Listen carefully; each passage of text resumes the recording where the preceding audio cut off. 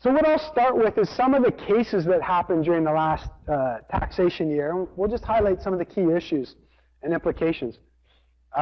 There's a case called Airmax that dealt with eligibility of HVAC, heating, ventilating, and air conditioning kind of improvements, where the taxpayer won.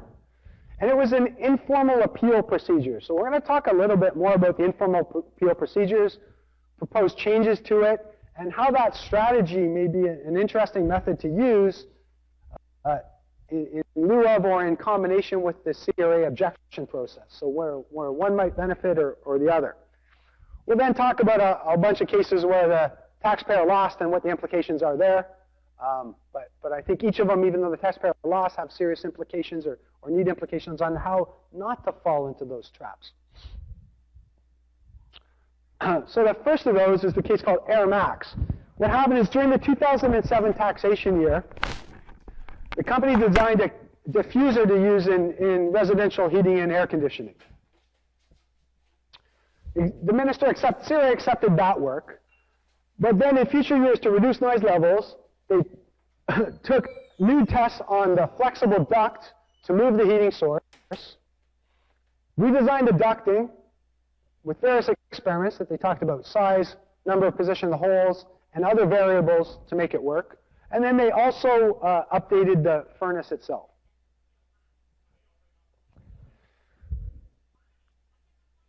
The taxpayer won because the judge said the evidence in this case showed that the system was unique in the market. First, he benchmarked it to standard practice. Did you look at readily available methods as step one? He said he felt that they did reasonable work on that. That they talked about the departures from standard practice, that they had higher than usual pressure in response to narrow ductwork. They were using unconventional heating sources, so how the normal methods wouldn't apply there. And that the uncertainty was with respect to noise and efficiency of those systems, so how you integrate the various components together to optimize the overall process. What I think is that actually the facts in here, not only that the taxpayer won, provide a good basis for an example of eligible experiments in the HVAC industry. What I did here is I took the information in there and said, here's how it could actually fit into an SR&ED project. And the first things that I did was to say, really what they want to do is they gave us a lot of information in this project about what the objectives likely were and how they created technological objectives. And what I found that the successful projects do, like this one, is they have a series of objectives. So in this case, it wasn't any single objective that was the problem. It was the combination together of achieving a certain footprint at a certain cost, at a certain noise level, with constant static pressure, different ventilation rates, different air mixing percentages, CO2 methods. So when we add all those objectives together to say that there's standard practice maybe for each of them, but nothing as a whole that shows us how to model that together. So when you have all those laid out, what we can currently do and what we want our objective to be on that one, it starts to give an appreciation of what the variables of experimentation could be. We'll talk about what the client did, and this is hypothetical, but if we want to use that as an example, what did they do to make sure that the methods out there weren't there? The more due diligence that we do to look at competitive methods or our own methods or patents or whatever information is publicly available is an important step here. We weren't told in the case exactly what they did on that, but we were told that they did some due diligence. And again, in the examples that we're talking about or drafting the examples, that becomes an important issue. What I feel that is important here is they gave a whole bunch of examples of the variables. And the way I like to look at an SR&ED project, and I think the courts do too, is what they call hypothesis. And we'll talk about what do they mean by hypothesis? What do they mean by controlled experiments? And really what they mean by that is that you have existing models to do something, to make something.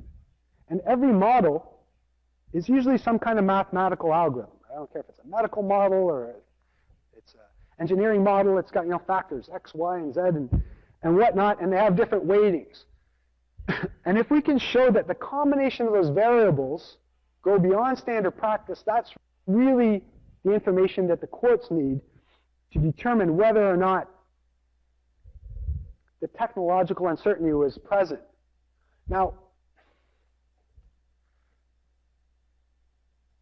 the variables that they lay in here, I think, are very good. I like to see 3 or more variables as my rule of thumb. If I don't see at least 3 variables where a change in one could have an unpredictable upstream or downstream effect on the other, it's probably just fine-tuning. It's routine. But if I can say, no, because of these variables, being skilled in the art, I don't know the optimal balance, and a change in variable X could have an unpredictable upstream or downstream effect on variables Y, Z, or W, that's where I'm getting my system uncertainty. In this case, they talk about the coil itself, or the heater. And within that, it could be the shape of the coil, the depth of the coil, the location of the coil. Every time I add a new variable, my problem becomes geometrically more complex. So, for example, if I were to say, we'll try 10 different shapes at 10 different depths, it might sound like I've only got 20 tests there, right? But in reality, in my DOE or design of experimental model, I have 100 tests. For each of the first 10, I got to do 10 more. And if I say, well, that's good too, but the coil location, 10 different locations, now I have 1,000 tests. And every time I add a new variable on, my model gets geometrically more complex. So 3 or more is the magic number for me to have a basic small project, and 5 or more for a relatively large project. I've seen projects, $1 million projects, where the engineering teams are so skilled they can outline 40 or 50 variables that they're dealing with, or more. So that's even better. They talk about the components themselves, diffusers versus ducts versus boilers versus ECM, which ones you choose in there, and then how they interrelate. They talk about spacing of the components, the duct vents. They talk about the diffuser itself, its shape, aspiration rate, location. And then within the duct itself, hole, size, position, material, shape. A lot of those issues are still unresolved. So the trick that you want to do is to say that based on standard practice, do you have a model that can tell you the optimal combination of those, or are you forced to experiment? And in this case, I think this is a great example of an outline of a project that both the courts thought was eligible, but it also we could use as an example for ourselves to build a basis of eligible projects. So if I look at this as a key criteria summary, or what are the key things that make this eligible, I think they have very good quantifiable objectives, which is one of the things that's missing on a weak project. And more importantly, they have 3 or more interdependent variables, meaning a change in one variable could affect the upstream or downstream processes. Not a change, we'll pick which of these 3 solutions will work, because those aren't really variables. You're just picking one off-the-shelf solution. Saying we'll make a choice that will predicate our other choices or have an indirect effect on the other choices that we can't predict.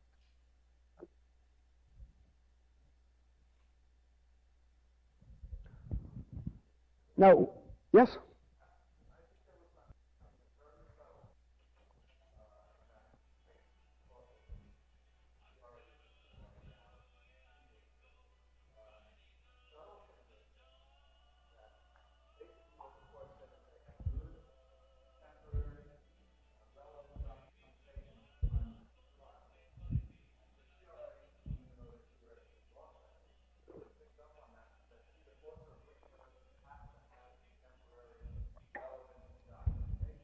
Yes.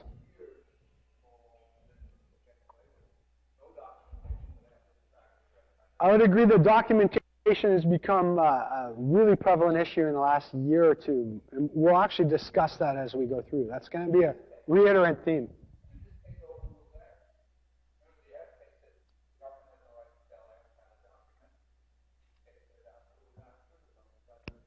Well, what they say is you need evidence of the experimentation. And the courts are pretty liberal on what they'll take. They'll take stuff written on back of napkins, and so will the CRA. I'd say they're pretty open to it. But you have to keep something. And more, I'm kind of jumping ahead here, but I found situations where the level seems to have increased. I'll give you an example. A lot of guys that do, machinery type work, their evidence was they just, here's my 7 prototypes, 1, 2, 3, and now CRA is saying, oh, that's not good enough. Where's your notes? Where's all the machinery test results? And they're saying, well, we never needed that before. And they're saying, well, that's just trial and error then. You kept everything in your head. So again, the playing field's starting to change. What is acceptable documentation, I would say, is a real issue that I'm starting to see now, and telling my clients you better raise the bar as well at this point. Very good point. The second issue, and this is a great one that we're talking about, is that this is an informal appeal. So we'll talk about the theory here later of what we can do, but an informal appeal allows you to file a notice of objection, wait 90 days, and then appeal directly to the Tax Court of Canada without using a lawyer, without incurring tens of thousands of legal fees. There's a $100 application fee. I can represent my client myself, or the client can represent themselves, depending what the issue is. If it's a technical issue, I'll probably want the technical person there who did it. And if it's issue of interpretation of law, that's where I would be there to back them up. But the point being that not only can you come in and get a very quick judgment. Usually you wait your 90 days from the objection, and where I've gone to informal appeal, within 6 to 8 months we have a ruling. The trick about the informal appeal is it's not like a general procedure where you get to go back and forget stuff. When you go in, you have to have everything ready right there. The judge at the end of that day is going to make a ruling one way or the other, and then the next case. So if you go in kind of blind, without the information, thinking I'm going to get a second chance, you could run short. There's a great case we just talked about earlier, Dr. Arlen, who had great information, but didn't know he had to bring it to the court date. So he lost on a case that he probably should have won. Again, you want to keep those in mind. CalAmp. CalAmp is a very interesting one in that the facts of the case are the company acquired another company and gave bonuses to the employees of the former company to make them feel good at the new company. And then they claimed part of those bonuses were related to SR&ED. And CRA argued that the bonus had no direct correlation to the SR&ED. In fact, those guys didn't really do any of the SR&ED in relation to that. And the courts tend to support it. They're saying that you can't say every bonus is automatically SR&ED related. That the courts are now saying you need to show the reasons for paying the bonus and sufficient nexus with the SR&ED. Well, that's interesting. So if someone gets a Christmas bonus, is it SR&ED? Would be the question. Well, effectively, if we say it's for Christmas, then no, it's a Christmas bonus. If we say it's a bonus paid at the end of the year based on SR&ED performance, well, then it's all in. And the interesting thing is I'd never really seen that level of adherence where CRA came in and wanted the bonus tracked to it, but these are the kinds of new issues that are popping up. That if any wages, and they're supported by law, any wages, bonus or not, if you're claiming for SR&ED, it has to be related to the SR&ED work. The Act's pretty clear. So, interesting. My implications would be, in the employment agreement, if you're giving bonuses and it's related to SR&ED, make it crystal clear. Hey, this is a bonus clearly related to the SR&ED. It's not related to non-SR&ED issues. Or if it is, make clear what part of the bonus is SR&ED, what part's not SR&ED. So I think this has high significance for the future. It's kind of a new issue that popped up, but an interesting one. CCPC status. This is a very interesting case. And these guys lost, but you can look at other cases in the last year too. Perfect Fry, Bag Tech, ones that have the big law firms downtown like the Steichmans and that tend to win on this, and the little CCPC guys are the ones that tend to lose. But what happened here, and I've seen this scenario a lot, we have a public company called Lyrtek. It's saying, hey, we only get a 20% credit for R&D. So why don't we spin off basically a subsidiary that we'll call it a CCPC. We'll hold the shares in trust, and we'll do all kinds of crazy shareholders agreements to make it look like we don't control it, which wasn't even really clear here. Then what we'll do is we'll keep all the money for it. We'll only give it the money that it needs to survive. We'll advance the money as a loan, and it has to pay us, and it has to only work for us and do whatever we do, whatever we tell it to do. So basically what they did is they created a research company, Lyrtek R&D, almost like a subsidiary, although they didn't own the shares directly to get over the de jure control issues or direct control issues, and try to argue that this is a CCPC. the courts found that the parent company, as I call it, although it's technically not a parent, had dominant economic influence, meaning it controlled the company, which means it's not a CCPC. It doesn't get its enhanced credits. And what's interesting about this case is, despite the fact that they lost, other cases like Mimitex, BagTech, Perfect Fry, BagTech and Perfect Fry won. And what they did was they used unanimous shareholder agreements, USAs they call them, to say even though there's voting control, let's say, by a US company or a public company, maybe even clear voting control, they put a shareholders agreement that appoints a Canadian director or resident to really make all the decisions and argue that that's control.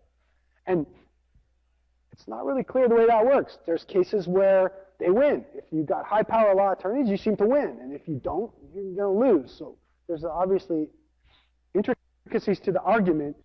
But this is a very gray area, that if I have a public company or foreign controlled company, there's some really neat ways to create a CCPC to do work for it. The way that I would recommend is a little cleaner than this. If I have a US company and they want enhanced, I say, look, very much like what these guys are doing, but you want to be a little more careful. Set up a CCPC, hire your Canadian employees to own it. Let them own all the shares. Don't even have any shares. Who cares? Let them don't have any cross ownership in it. Just do a research contract with them and make it on a cost-plus basis so that the company is independent, does have reasonable expectation of profit, all these kinds of things. Let them make a little bit of money to avoid raising a lot of alarm bells on control issues. So let them do it at cost-plus, whatever, 10, 20, 30%. Who cares? And what the contract says is that, hey, we'll pay you $1 million a year to do research for us, and we own all the results of that research. End of story. So the parent company gets what it wants. It gets research done. And not only that, it gets it done cheaper because now the performer is going to get an enhanced tax credit. They get more bang for their buck on the research. Everybody wins. But these guys cut corners. That's really how it works. So again, it's a great idea. I see this being set up all the time. But you have to be very careful how you do it. This one was a very clear one. Again, some of the cases go to court, and I think that the issue is crystal clear. They just had bad advice. So ACOA, the Atlantic Canada's Opportunity Agency, unlike in Ontario, where most of the funding that we see for SR&ED is in the nature of grants, if they're going to give any direct government funding, rather than loans, in Atlantic Canada, ACOA really favors loans. And they're called repayable loans. So they pay you on the product or project, and if it's commercially successful and you start making money, you repay the loan. If it's not successful or you can't make a certain amount of money, whatever's in the agreement back, you don't have to pay it.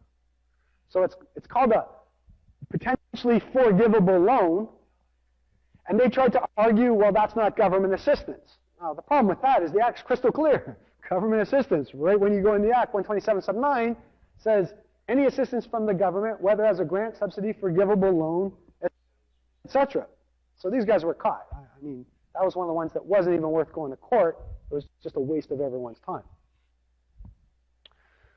The implication here is that the forgivable loan, if you got the money from the government, would reduce your expenses, but if you were ever required to repay it, you would get your credits in the year you repay it. It would go back in as a qualified expense, repayment of the loan. So there's nothing really abusive about it.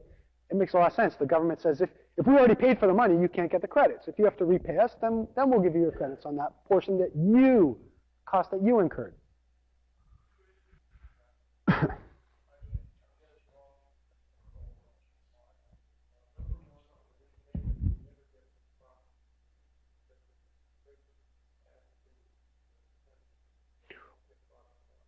Well, you're right, because it's not labor anymore, so repayment is exactly that. If part of it was for labor, you lose that character.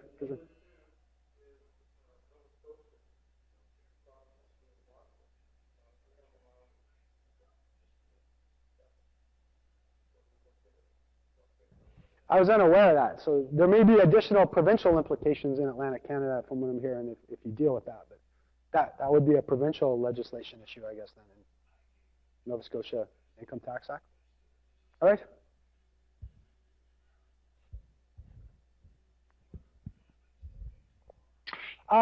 These are some of the positive and negative indicators. So again, is it government assistance or not? Really what you want to do is you want to structure contracts with the government that they're just another customer. That if you meet whatever performance requirements or whatever, they'll buy your product or they're going to buy it off someone else. So if I'm General Motors and I make these new Hummers and the military wants to buy them from me for whatever reason, but they want it to go in deeper water and perform better or be cheaper, I don't know, some improvement, they may know I'm not going to go spend all that money. It's not worth my time. If they say, look, we'll pay your guys $200 an hour, no matter what. Even if it doesn't work, you're going to get paid. That would be clearly government assistance. I'm paid hourly. I have no risk. I'm paid regardless of the result. If they say, look, if you can meet our specs, we'll buy 1,000 units from you. Otherwise, we're going to go buy off Daimler, Chrysler, or Ford. They're just another customer. That's not government assistance. So to apply our Synchrosat principle or whatever, that's the way it would do. So you want to, if possible, make it a contract for finished goods where you bear the risk, not a contract for services where you get paid no matter what, because that would clearly be government assistance. Okay? All right, that's it for the tax cases in the last year. Nothing too major happening there. Some new measurements by Parliament that we'll talk about. New reporting for guys like ourselves, SR&ED consultants. So we'll talk about what that's all about.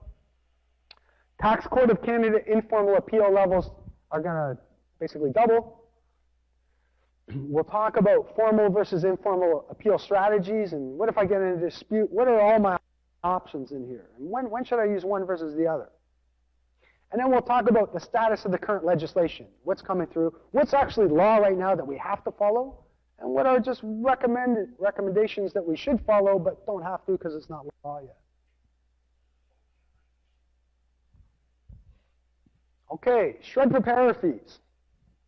So Budget 2013 says that Department of Finance wants to introduce measures to respond to minority, good thing it's a minority, of SR&ED program tax preparers and performers who participate in claims where the risk of non-compliance is perceived to be high and likelihood of eligibility unlikely. So they worded that kind of nice, but they're saying we want to get the guys who are doing the bad claims and we want to punish everyone. So what do they get? How are they going to do it? They're going to require the business number of each third party, details including whether you did a contingency fee, the amount of fee, or if you say you did it all yourself, you have to certify that no other party was involved in any manner in the process, whether it's technical, financial, whatever. If you've got multiple parties, each of them has to be laid out, what everyone did. Okay. In my personal opinion, yes, sorry, Harvey, go ahead.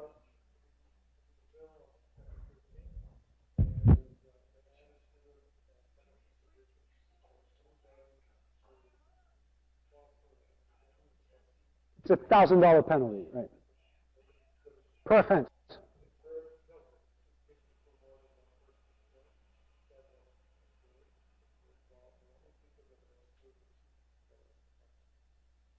And they released that, you're saying, on Friday the 13th as a coincidence. Well, there you go. I'm sure that was just by chance. All right.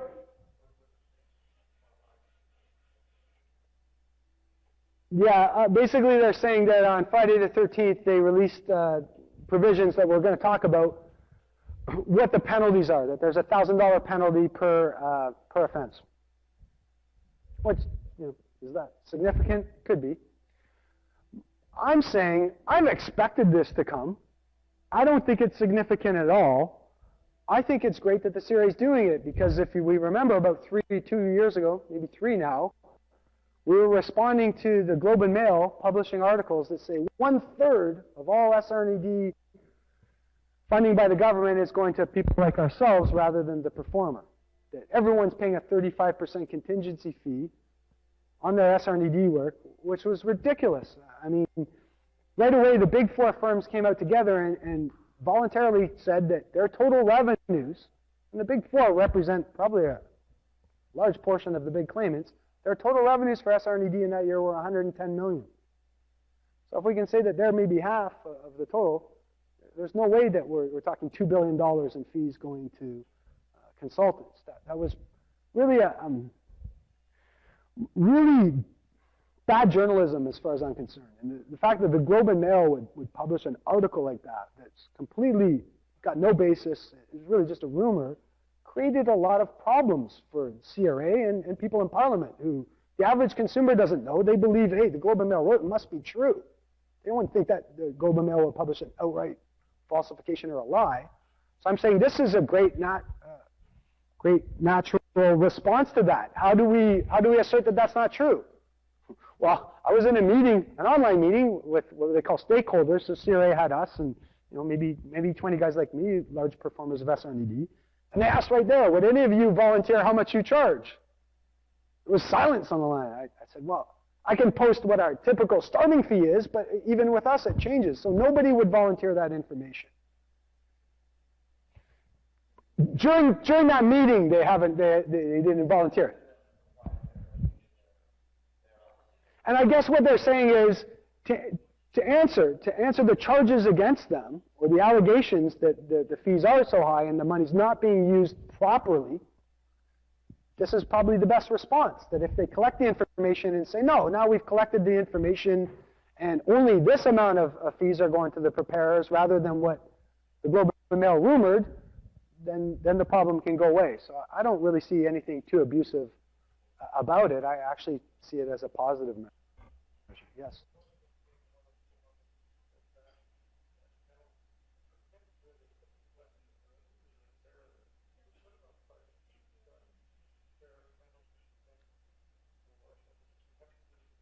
You're right, it would be per project.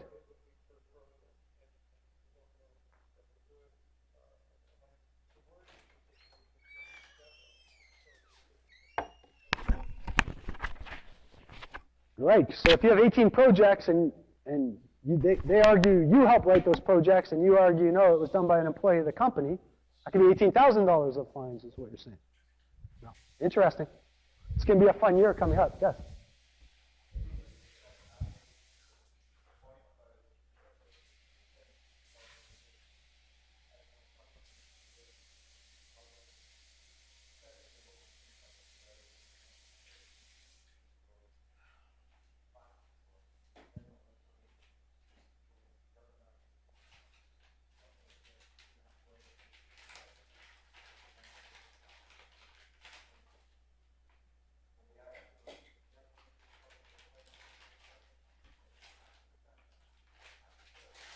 So I'll reiterate for our webcast participants, the issue is, what's the CRA going to do with this information? Or are they going to make it public to everyone so that the public can act on it, or are they going to act unilaterally in there? That's a good question. I could let Dominic respond to that, but I don't think he can comment for CRA Ottawa on what they're going to do on a policy like that. I guess we'll just have to wait and see. I would assume, though, because it's a pretty big issue, and it's a public issue that's in newspapers, that the reason to do it is to address public concern. So I would assume that they're going to use the information for that intent, which means they're going to hopefully show it to the public, not sugarcoat it. Okay? Tax court informal appeal levels to rise. So more and more, if we look at the tax court cases on SR&ED, they're informal appeals. I'm saying that's probably the only way to do it now. If you go a general procedure, you're spending 3 years in court probably on average, maybe 4. And in the meantime, if your client's got a project that's continuing, you just lost you're in a quagmire for 3 years. With the informal procedures, from the time I file my objection, I wait 90 days, I appeal the Tax Court of Canada, I'm probably going to have a ruling within 4 to 6 months has been my experience. Informal appeals go very, very quickly. The cases are done fast and they get through, and then you've got a binding judgment by the Tax Court of Canada on what the law says. So whether it's on a $12,000 issue or a $12 million issue, the law is the law. We've got a judge talking about how the law applies, why it applies to this fact scenario. So you've got a very good precedent. So I'm saying if I have a project in 2011, I could try it that I disagree with the ruling. I could try to go to general procedure, spend $50,000 in lawyer fees and get a ruling in 2015 and lose all my claims in the meantime, even if I'm right. Or I could say, I'll drop my I'll drop the amount in question to $12,000 federal. So plus OITC, it's going to be around $15,000. So we maybe, if I have a $100,000 claim, I'm taking a big hit on it. But that's just for this year. I'm saying once I win this year, it's going to be very hard once I have a legal opinion that my project qualifies or whatever the issue is for the CRA to turn around in future years on that same fact scenario. So it may be the quickest, most efficient way to get justice if you can't go through the objection process. Now, they announced that they're going to double, more than double, these informal appeal levels. I thought it was doubled. From 12, you can appeal up $12,000 in taxes payable or $24,000 in income. They're going to increase it to $25,000 in tax or $50,000 in income or expenses. So again, it's going to make it more open to particularly small and medium companies, and it may really be a great thing for the SR&ED, depending on how the dispute resolution mechanisms for objections work out and the new procedures that the CRA is doing on that. Maybe at this point, I'll talk about, the CRA is talking about the objections going through faster in a streamlined objection process. And I just talked to a fellow in Toronto West, and I guess what's happening, maybe Dominic, you can add some details on this, but as far as I understand, all the objections for Ontario, if not all of Canada, are now going through Toronto West. Everything. So if I file an objection in Hamilton, I get a letter back from Toronto West, and when I phone them saying, how come you're dealing with my client here in Hamilton? They say, we're dealing with all the clients. Everything now goes through Toronto West, every objection. And the turnaround time is, when they get the objection, it takes about 6 months, 4 to 6 months, until they write you a letter saying we got the objection. After that point, it works out if it's a financial issue, they expect to have it resolved in 4 to 5 months. Locally, they'll either deal with it at Toronto West, or they may send it back to the TSO. It's up to them. If it's a technical issue, it's going to go to Ottawa, and they expect it to take 8 to 12 months turnaround time. And they've got a special team of 15 to 16 people, RTAs, dedicated just to objection reviews. So we'll see how that works out, which is kind of the new process they announced on a streamlined objection process or faster. I'm saying that the problem is, if it takes 5 to 6 months between filing the objection and another 8 months, I'm still talking over a year and a half before I get a ruling. And meanwhile, if I'm filing claims for the current years, I'm kind of in a quagmire. I don't know what to do. Worse yet, the client doesn't want to file because they're like, oh, I want to wait till the other one. So now we start to fall years behind, which makes it really becomes a cumbersome process when you get in there. And the rule that I have is we can't let stuff drag for years. When stuff drags for years, clients stop claiming. They just get so far behind that they get distressed and they lose interest in the entire program, even if they're right, even if they're completely justified. So maybe getting a quick resolution is the best way to go. I'm really hoping that the objection procedures go faster, but like I say, from what I understand now, it's 6 months from the time you file to get an acknowledgement, and another 8 to 9 months if it's a technical issue, and you may end up in court anyways if you don't get the right feedback on it. So could be interesting. Yes?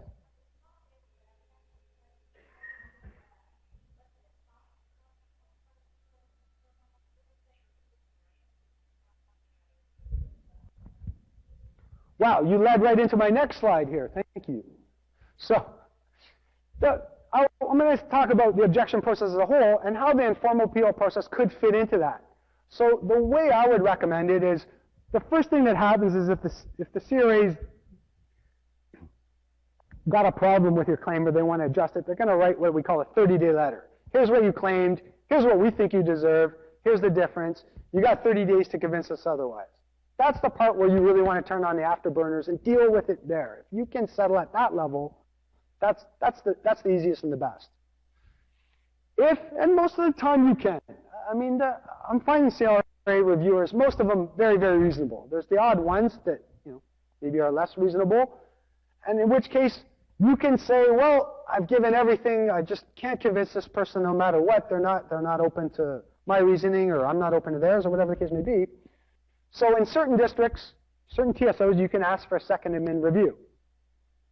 And it's really up to each TSO. Some TSOs say, no, we don't do second admin reviews. Others, we'll entertain it depending on the facts. So that may or may not work. I've been through about 5 or 6 of those. I've been through 6 of them. 4 worked in my client's favor, and 2 didn't go anywhere. So I don't know. It could be a good method too.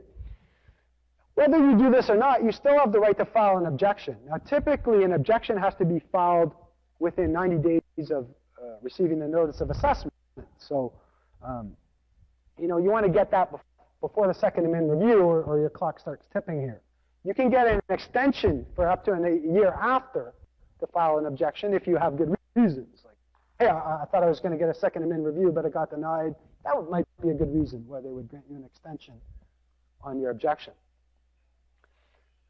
When you file an objection, I'm expecting the time for turnaround, like we said, to be anywhere from 8 to 15 months. So say a year on average, from the time you file to you actually get a ruling one way or the other. Whereas if we go to the informal appeal, it's a $100 application fee. Okay, so you have to pay $100 to the Tax Court of Canada. You don't need legal counsel like you do in a general procedure. You don't need to hire a lawyer, so that'll save you tens of thousands of dollars. And it's really a streamlined procedure where you can represent your client or the client can represent themselves. They can bring in whatever professionals or expert witnesses they need based on the facts and issues in question. So again, the real caveat here is, as we learned from some of the discussion of the cases earlier, these are very streamlined procedures, and when you go to court, you got one chance. You better bring all your evidence with you because you're probably not going to get a second chance or second date.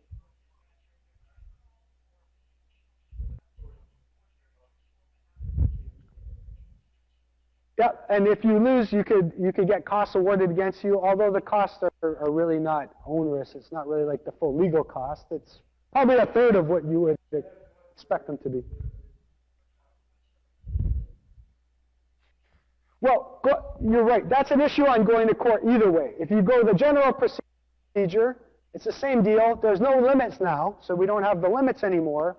But like I say, we're spending 2 to 3 years. So for most clients, if it's an issue that affects future years, it's really in their interest to drop the amount and get it done quicker. They'll end up making more money in the long run than to try to stick this out and lose 2 to 3 years of projects because of the ambiguity.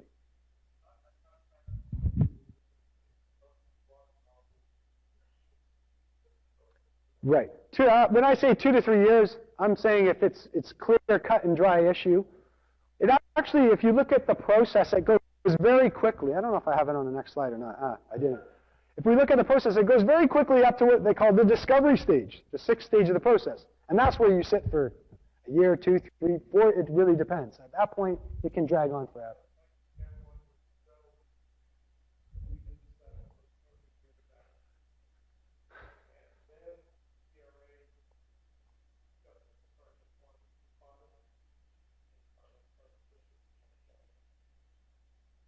Was that an informal or that was a general procedure? Okay. Yeah. General procedures will tend to go longer than informal, but they can both drag on. I don't think an informal is going to drag on 10 years. They're usually going to be settled really quick. So again, maybe a safer way to go. Okay, so to answer the question here, what are the differences? So general procedure is generally going to cost you $40,000 plus on average, depending how big it is, how many issues, but as a rule of thumb. You need to hire not only a lawyer, but really a tax litigator. So you're spending big dollars, very specialized person. You're usually going to spend minimum 3 years. And that's if you can bang it through fast. And it's going to hold up the other SR&ED claims. Whereas the informal procedure, $100 fee, your client or your accountant can represent themselves, or the accountant can deal with financial issues. Whoever's best to deal with an issue can deal with it. No lawyer, less than a year. And it provides the same legal precedence. Even though it's an informal appeal, it's a Tax Court of Canada judge's ruling based on the law. And the law is the law. Whether it's $10,000 or $10 million, the law is unequivocal. It applies to the fact scenario. Okay, some of the changes from last year. I won't spend much time on this because we discussed this at last year's meeting, but they're coming into effect right now. Next year, we're going to see the ITC rate for the large claimants going down to 15%. Since they represent roughly 2/3 of the total funding, that's a huge reduction. in the total claims. Won't affect a lot of my client base, but nonetheless, very big. Subcontractor costs. The new idea is kind of like what Quebec does, to deem a portion of the payment to the subcontractor to be for buildings or other kinds of expenses that would be ineligible if the performer paid it. So to bring that down. The phase out of the proxy overhead, and very importantly, the elimination of capital equipment after this year. So up to December 31st is where a lot of clients are phoning, hey, I got to buy all my capital equipment, I got to get it in, and I got to get my intent test laid down for future, because this is the last cash grab at that. So even if you buy shared use equipment, as long as you buy it by the end of the year, and you use it in R&D more than 50% in the next 2 years, you'll get your shared use equipment credits through 2014 and 2015. But then capital will be gone. All right, status of the legislation itself. So this is important on what's recommended and what's law, what you have to do and what it's recommended that you do. So right now, well, really the new form isn't out yet, but in January 14, we're going to have the new preparer fees. In October, they're releasing the new form, which is going to have all these new requirements in it. The capital is now law. That's all passed. So all the 2012 budget, all the ones we just looked at are now law. They're going to be phased in with the new form. Stuff that isn't law yet. The stock option benefit denial. So the Alcatel case from 2005 that says the income inclusion that an employee has as wages from exercising a stock option, the law says it shouldn't be included for SR&ED. But that's not, that law hasn't been passed, so technically that's just a recommendation right now. So companies still could be claiming stock option benefits related to SR&ED. The other one is what we call 220 sub 2.1 discretion. The Act says that there's a filing deadline for SR&ED claims, 12 months after the filing due date for the tax return. So for corporate returns, that's 18 months after the year end. And we like to say, I tell clients that's written in stone. But it really isn't, because the law says that 220 sub 2.1 of the Act says the minister is granted the power by Parliament to waive any deadline under this Act. And the minister has that discretion then to waive it. And they're saying CRA can't dictate policies that say the minister is not allowed to exercise discretion given them by Parliament. That discretion is given by Parliament. The CRA has to adhere to the laws of Parliament, not vice versa. So technically, if you've missed 18-month filing deadline, you can still appeal to the Tax Court of Canada and have that overturned. There's no guarantees. The minister may grant it, but the minister may decide not to grant it.